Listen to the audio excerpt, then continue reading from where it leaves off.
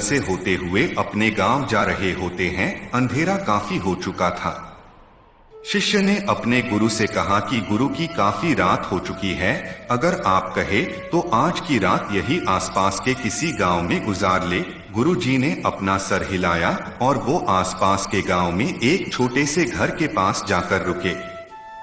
अब जैसे ही वहां गए तो गुरुजी के शिष्य ने दरवाजा ठकठकाया। उस घर से एक गरीब आदमी बाहर आया तो गुरुजी ने बोला, हम अपने गांव जा रहे थे, लेकिन काफी रात होने के वजह से हमने इसी गांव में रुकने को सोचा।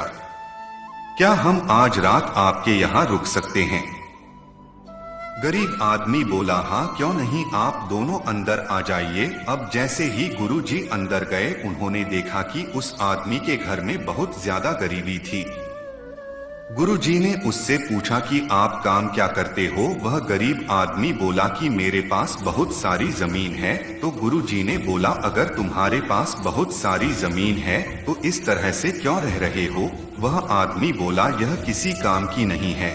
गांव वाले बोलते हैं कि ये बंजर जमीन है, यहाँ पर कुछ भी नहीं उगाई जा सकती है और वहाँ फसल उगाना बहुत बड़ी बेवकूफी है। गुरुजी ने बोला कि तुम्हारा गुजारा कैसे होता है? उसने बोला कि मेरे पास एक भैंस है जिससे मेरा पूरा घर चलता है। ये सुनने के बाद गुरुजी सो जाते हैं और रात में जब सब लोग सो रहे होते हैं तब गुरुजी अपने शिष्य को उठाते हैं और उस गरीब आदमी की भैंस लेकर अपने गांव चले जाते हैं।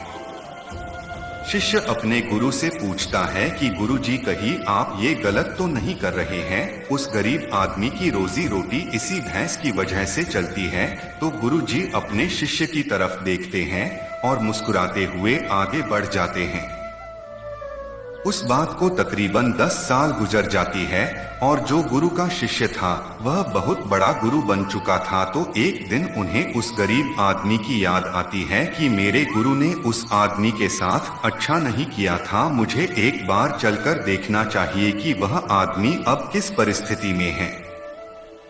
वह शिष्य उस गांव की तरफ जाता है और वहां जैसे ही पहुंचता है तो वह देखता है कि जहां पर उस गरीब आदमी का झोपड़ा था वहां पर एक बड़ा ही आलीशान महल बन चुका था और उस झोपड़ी के बाहर जो बंजर जमीन थी उस पर फल और फूलों के बगीचे थे।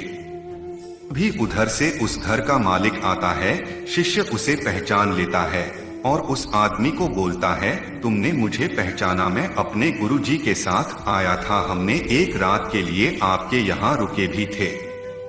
वह आदमी उसे पहचान लेता है और बोलता है कि उस रात में आप कहाँ चले गए थे?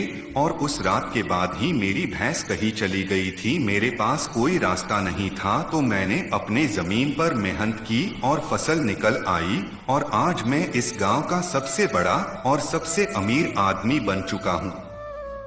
ये सुनने के बाद शिष्य के आंखों में अपने गुरुजी के लिए आंसू आ गए और उसे ये बात अब समझ आई और वो रोने लगा।